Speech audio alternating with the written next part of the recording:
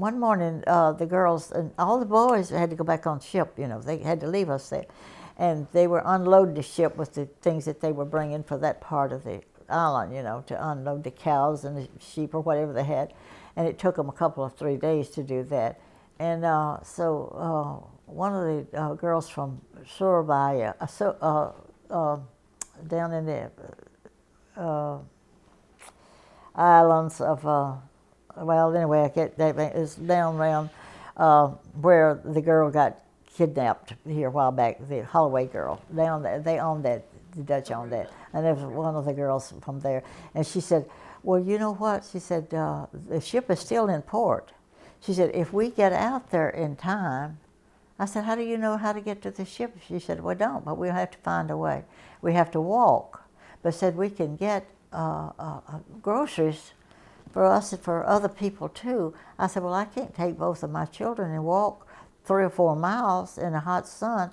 And so she said, well, you'll have to leave John here, the oldest one, with some friends that she knew. I didn't even know them, but she knew them and told her in her language to take care of them if Johnny till we got back. And we agreed that we each one would take Robbie and take turns carrying him, you know. And we did, and we walked, and we walked, and we walked on this little tiny dirt road. I guess it was a road that they always used, but it was a small, narrow road. It wasn't passing on it or anything, but then there weren't no cars there to pass. So we were walking down this road, and I'm getting so tired, and they're getting tired. We're carrying Robbie, and he was a pretty chubby little boy. And so finally we got, well, first an ambulance came by, a Red Cross truck came by and picked us up and asked us if we'd like to ride. That they would go a certain distance, but they wouldn't be going all the way. So we were so glad to get that. So we rode for a while, I guess about a mile and a half, and they had to put us out, and then we walked the rest of the way. And the ship was just bringing up the gangplank, and we were waving white diapers at Robbie, waving them until hollering and screaming, and so somebody on deck of the ship said, hey, there's some women coming here, and they are hollering and waving a white flag. Said, don't take the gangplank up yet. Said, wait till they get here. And sure enough, the captain of the ship let the thing back down. And we got there, and they let us on, and our husbands were so glad to see us, and we were them. And they took us in and fed us breakfast and gave us pancakes and everything you could think of to eat.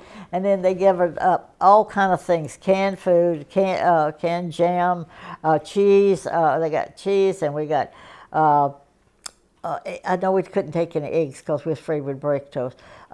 Everything that you could think of that we could help others with as well as ourselves. So we all had a big bag each, plus one had to carry Robbie, you know, so one had to go without it. But anyway, they loaded us down with groceries, and we got back to camp. And a Jeep came by that time and gave us a lift. But when he let us out and we had to walk, and I got so tired and the sun was so hot, I just sat down on the side of the road and cried. I was crying. I said, oh God, how did I get in this kind of mess? You know, to be here. And then I sat there for a minute and I thought, what am I doing? And there's people that's been murdered and killed and suffered. And here I am crying because I'm having to walk in a little hot sun and in a dirty, dusty road. And I saw my friends was way ahead of me by that time. So I got up and I had to run to catch up with them. And so I said, I'm sorry. I felt so ashamed of myself that I felt so stupid to do something like that, because they had been through a whole lot more than I had ever been through. So I apologized to them. We got on back to camp and we shared everything with them.